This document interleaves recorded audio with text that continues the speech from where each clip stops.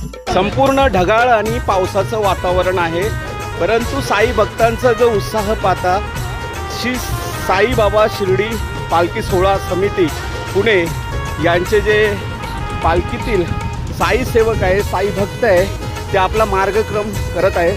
तुम्हाला वातावरण आजचं दाखवतो कसं.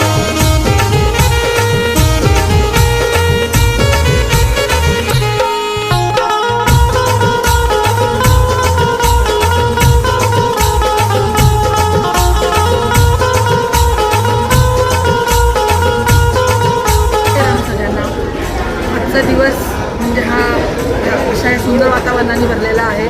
सर्व साई भक्त शिर्डीकडे चालत चाललेले आहेत.